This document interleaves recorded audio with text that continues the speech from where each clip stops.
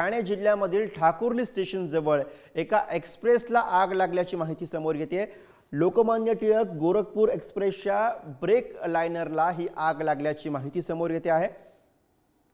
ठाण्यामधून मोठी घडामोड समोर येते आहे। ठाण्यातल्या ठाकुर्ली स्टेशन जवळ एक्सप्रेसला आग लागलेली आहे।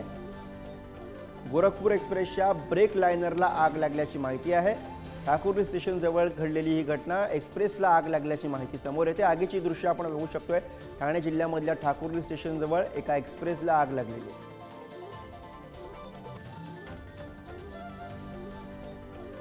लोकमान्य टिळक ते गोरखपूर एक्सप्रेसला ब्रेक लाइनरच्या ठिकाणी आग लागल्याची माहिती समोर येते। आपण या दृश्यांमध्ये बघू शकतोय एक्सप्रेसच्या ब्रेक लाइनर जवळ लागलेली ही आग आहे, त्याची दृश्य आहेत।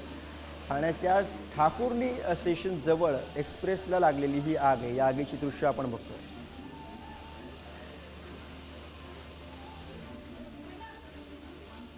ठाकुर्ली स्टेशन जवळ ही घटना घडलेली आहे। एका एक्सप्रेसच्या ब्रेक लाइनरला ही आग लागलेली आहे। गोरखपूर एक्सप्रेसच्या ब्रेक लाइनरला आग लागल्याची माहिती समोर येते आणि यामुळे मध्य रेल्वेची वाहतूक विस्कळीत झाल्याची सुद्धा ताजी अपडेट समोर येते आहे।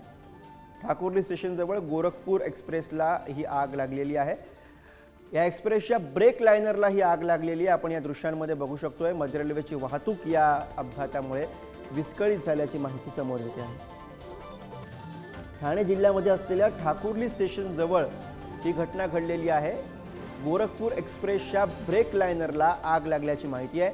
ही दृश्य आपण बघतोय आणि या अपघातामुळे मध्य रेल्वेची वाहतूक विस्कळीत झालेली आहे। मध्य रेल्वेवरती ठाकुर्ली स्टेशन आहे।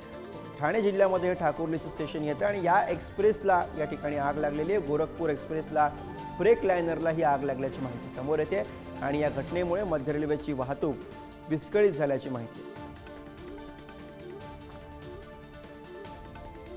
या घटनेची दृश्य आता समोर आहेत। गोरखपूर एक्सप्रेसच्या ब्रेक लाइनरला आग लागलेली आहे। ठाणे जिल्ह्यामधल्या ठाकुर्ली स्टेशन जवळ ही घटना घडलेली आहे आणि त्यामुळे आता मध्य रेल्वेच्या वाहतुकीवरती परिणाम झालेला आहे। मध्य रेल्वेची वाहतूक ही विस्कळीत झालेली आहे।